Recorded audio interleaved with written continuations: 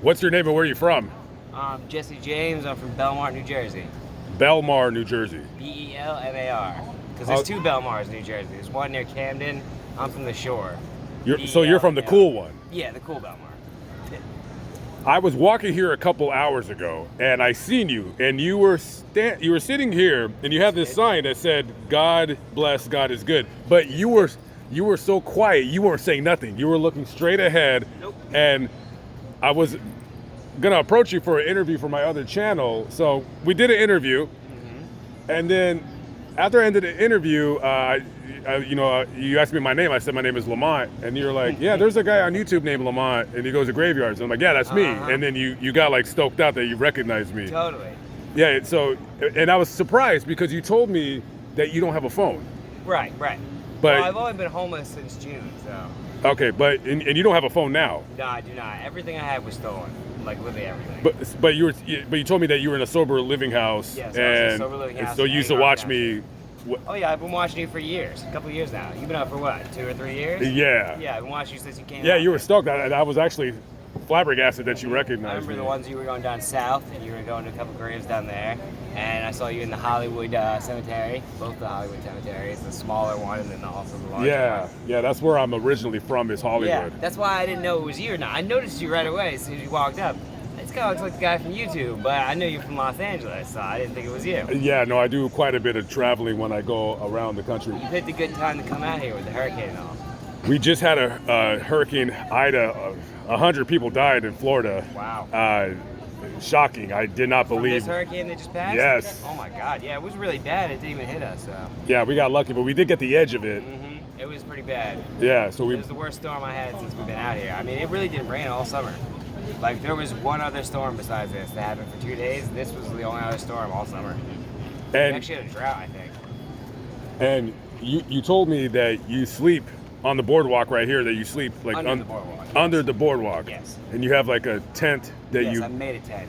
you made a tent out of umbrellas. It's basically 5 umbrellas in a circle with 3 tarps over it, and they're staked down. And I have a mat down on the inside, and I made a bed inside of it.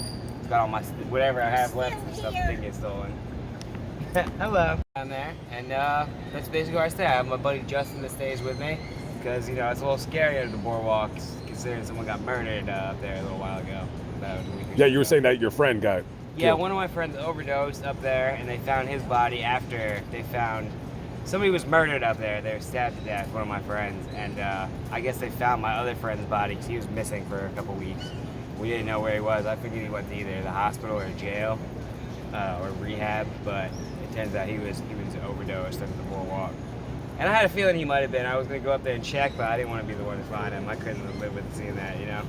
But after the guy got murdered, I guess they found my friend also.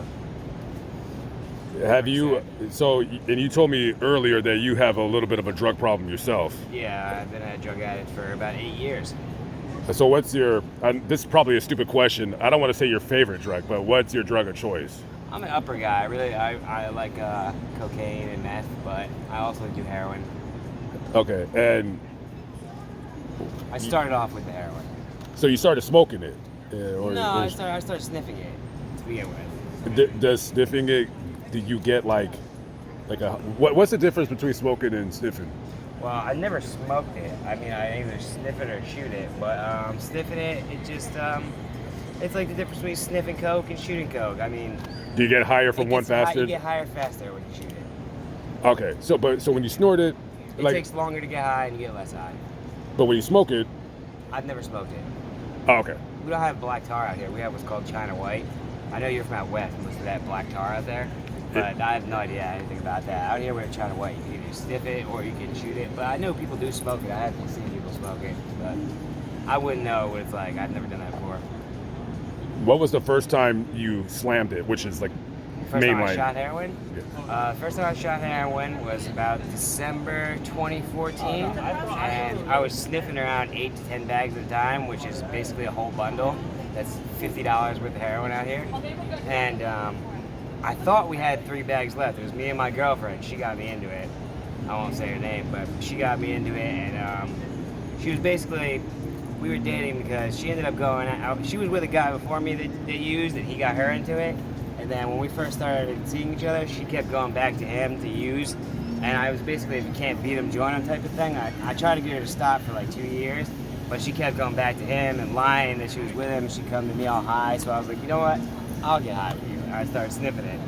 And the first time I slammed her, I guess we were smoking crack together, and I needed something to come down afterwards. So I thought we had 3 bags left, which was enough for me to sniff at the time, because I usually sniffed about 5 to 10.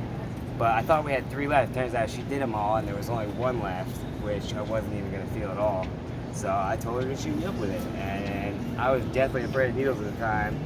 And I would literally faint if I even saw her shooting up in front of me. But I turned my head, closed my eyes, and I was like, "Are you done yet?" She's like, "Oh yeah, I've been done." And I was like, "Oh, that was it?" And then for a few months, she was doing it for me. And then one day, she was taking forever in the bathroom trying to do it herself, for like 30, 40 minutes. And I was not feeling well, so I tried to do it myself. And it worked on the first time. And after that, it was off to the races, you know. I wasn't scared of it anymore. And I could do it myself. So it started from there. It took about 8 years. And then back in May of this year, May 12th, something came over me, which is why I have my sign, God is good, God bless, because it wasn't me. I wasn't the person. I'm not the guy who decides, hey, let me just go to detox and get clean after 8 years solid of using. And something came over me. It was, I believe it was God. I don't know what God is, and I don't claim to know whether it's the Christian God, the Muslim. I don't know what God is. I know there is a God, and I know that God is good, because whatever it is came over me and made me want to quit and get clean.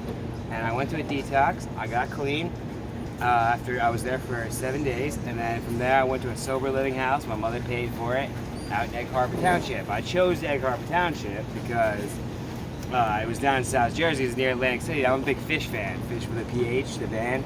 And they were coming to Atlantic City this summer. So I figured, hey, if I go, they're coming in August. So I figured if I go to the sober living house in May and I stay there, I'll be there in August, so I'll be able to come to the fish show. It'll be right down the ways from it. And you know, I was in the sober living house from May 12th till about June 20 something, and I needed a ride to go get my ID and stuff out in Bridgeton, because it had been at the detox, the Seabrook detox. They didn't have the key to the safe when I left, so I had to get my ID back. I had about 4 checks saved up for my job. I was doing landscaping. I needed to cash them because I needed to pay for my sober living house. My mom couldn't afford it that week. Nobody would give me a ride. None of my sober network, none of my friends, my sponsor, nobody had time to give me a ride. So I had to call one of my old friends, which I'm sure you can guess, all my old friends are users. I tried to avoid it, but I offered one of them money before I was off the phone with them. They're already on the highway coming down here. So he gave me a ride out to Bridgeton. I grabbed my ID, and on the way back, he's like, "Hey, let's stop at Atlantic City. I want to gamble a little bit." I gave him $200 because I had about $1,400. I gave him $200 to give me the ride, because it's a long ride. It was all the way down from Belmar to Egg Harbor Township, then all the way from Egg Harbor Township to Bridgeton, which is another hour drive, then all the way from Bridgeton back to Egg Harbor, so it was a long ride. So I gave him $200 for it. Then he wanted to come gamble here, and I said, you know what, I haven't really been out of the house since I've been sober and shit. I said, sure, I'll go gamble a little bit in Atlantic City with you. And so we came down here. We went in the casino, and he got a beer, and I got a Red Bull because I'm sober. And he was laughing at me and stuff, and I was like, cool, you know, it was cool. And then we left the casino. We're going towards the car, and he passed the car. He's still walking. I'm like, where are we going? He starts walking into the hood, as they say. And it's getting a little seedier and seedier, sketchier. And I'm like, dude, come on, I know what we're doing. Like, bring me home first, so you can come back out here. And after an hour of him searching for somebody to find that had drugs, he found somebody. And before I even realized, my mind was already in like the mode of like, I'm gonna sniff a bag. Yeah. Before I even realized it was, like, I was already there. As soon as he got it, he was like, and I was like already there. You know what I mean? I didn't even realize, my mind was ahead of me. Like, I was already from walking around, coming down here, being with him. We used to get high together, walk in the hood, find the people, talking to it, seeing it. My mind was already in the using mode before I even realized I was there. Like, I was kind of amazed by it. I was like, whoa, that was like a quick choice. Like, it was like, I've been sober for 40-something days. I was in AA, I had a sponsor, I was living in a sober living house, I was on 8th step out of the 12 steps. I was going to H&I meetings, which is hospitals and institutions, where we'd go to rehabs and talk to people about AA and NA and stuff like that. I was fully on board, and it was that quick. And I figured, you know what, at the sober living house, get tested every week. We had been tested a couple days earlier, so I'm like, I'm good. It's only stays for 4 days. I was like, all right, I'll sniff the one bag, it'll be fine. This is my little reward for being sober 40 days. Dumbest decision of my life. Came home late because he was late trying to find the stuff. Couldn't check in on time. So then the next day, I go to sleep. I wake up the next day. It's my sober living house manager knocking on my door, telling me I need to take a drug test because I was late the night before, and they seen somebody sleeping in my parking lot, which I guess he fell asleep in his car in my parking lot. And that would be the telltale signs that something's going on. I told him there's no need to waste a $50, $100 drug test, whatever it is. I was like, told them I used. They told me I had to leave. You know, like I said, I had some money saved up, so I tried to stay in the hotel. I was on Suboxone at the time too, which is like a maintenance medication that you take to keep you off of heroin. I ran out of my Suboxone too, so now I'm living in a hotel. I have a little bit of money. I don't have time to get to a doctor. I don't ride to a doctor, so then I had to use at this point. I mean, I wouldn't say I had to, but it was just the easier decision. I could hop on a bus, come down here, get a bag rather than having to go take a day off of work, which my boss was already pissed at me for taking days off. And I decided to keep using, and then I ran out of money for the hotel, ran out of money for the drugs, and ended up down here with my buddy Kevin, who OD'd under the boardwalk up there. So the first time that you shot up heroin, what was the feeling like? Well, you know, considering I thought we had 3 bags left and we only had 1, that's the reason I wanted her to shoot me up, because I didn't think I was going to feel the one, which I wouldn't have. I was sniffing 5-10 bags at a time. But I closed my eyes, and I turned my head, and I put my arm out, and I didn't even feel her do it to me because it was a fresh needle. And I didn't even know it was done yet. And I'm like, is it done? She's like, yeah, it's been done. And I opened my eyes, and I was like, oh, that's it? It felt like doing maybe 2 or 3 bags instead of doing 1. Like, it wasn't anything special, really. It just, like, the reason I kept doing it is because it was saving money and saving dope. Really, it wasn't all it's cracked up to be. People think like, oh my God, you're gonna be so high. But like after sniffing it for a couple of years, shooting it just felt like doing more with less. That's all. If you were to try to get clean again, as long as you're not around it and you kick the withdrawal symptoms, what else is there? Is it just like the mental aspect of it? What? That's what I've been thinking about it a long time since I've been out here. I've been out here since June. And the reason, when I wasn't around it, I was Mr. AA, Mr. NA guy. Like, I was all about being clean. I was living the life. I was ready to buy a dirt bike and get around my town.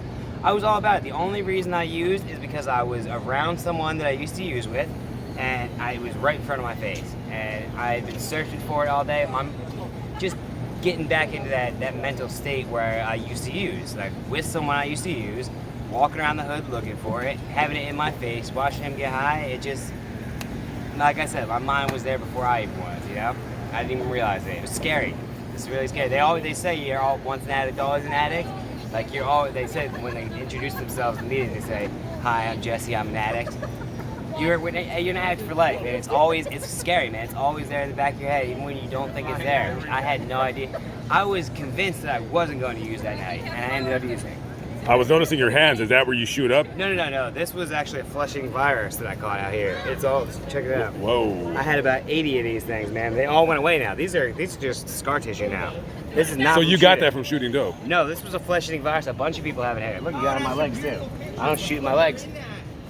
Wow. That's just scar tissue. Now you should have seen it when it was bad, dude. It was like big scabs. It's actually a big thing. A lot of people on the boardwalk, pretty much everyone I know that lives on the boardwalk has gotten this, and the CDC and AC and the hospitals don't report it.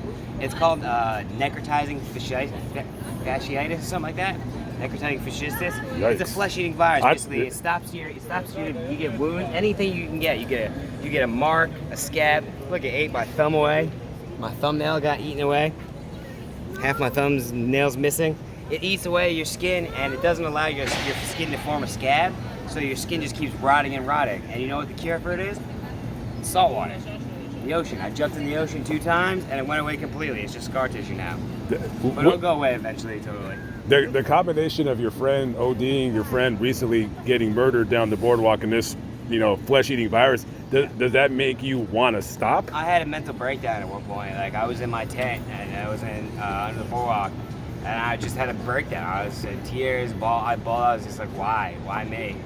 And then I called out to God and I said, God, take it away, like make it go away. And somebody came to me and told me, a nurse that used to work at the hospital told me about how it's all around here and has been reported.